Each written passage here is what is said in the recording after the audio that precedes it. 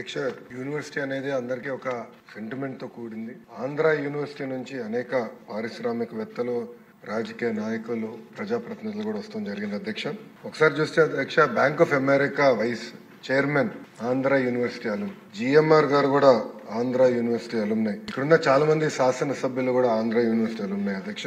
అందుకే గౌరవ ముఖ్యమంత్రి గారు నన్ను విద్యాశాఖ మంత్రిగా అపాయింట్ చేసినప్పుడు అధ్యక్ష చాలా స్పష్టంగా నాకు చెప్పారు, ఒక ప్రభుత్వ విశ్వవిద్యాలయం ఉన్న 5 సంవత్సరాల్లో ప్రపంచంలోనే టాప్ 100 క్యూఎస్ ర్యాంక్ లో ఒక్క స్థానంలో ఉన్న టాప్ 100 లో ఉండాలి అనే ఆలోచన నాకు ఆదేశాలు జారీ చేస్తాం జరిగింది. ఆయన ఆలోచన అదే అధ్యక్ష.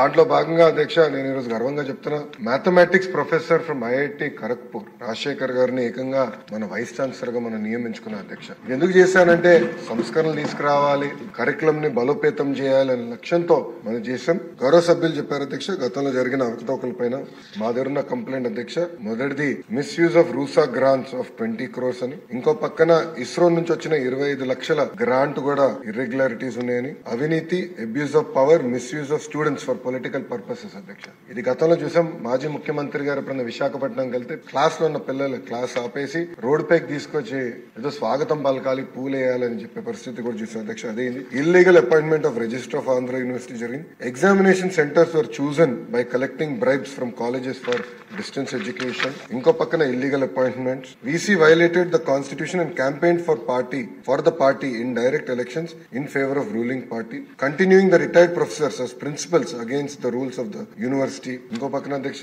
Irregularities, violations against the norms and act provisions. అంటే ఇట్లా అనేక కంప్లైంట్స్ వచ్చినాయి. గౌరవ సభ్యులు అడిగారు, గతంలో కూడా మీరు చెప్పారు ఏమైందని. అధ్యక్ష, ఇన్ఛార్జ్ వైస్ ఛాన్సలర్ గారు ఒక కమిటీ నియమించారు. ఆ కమిటీ ద్వారా రిపోర్ట్ ఇవ్వాలని వాళ్ళు అడుగుతాం జరిగింది అధ్యక్ష. అందుకే గౌరవ సభ్యులు అడిగారు ఈ రోజు ఎట్టి పరిస్థితుల్లో మీరు విజిలెన్స్ ఎంక్వైరీ చేయాలని.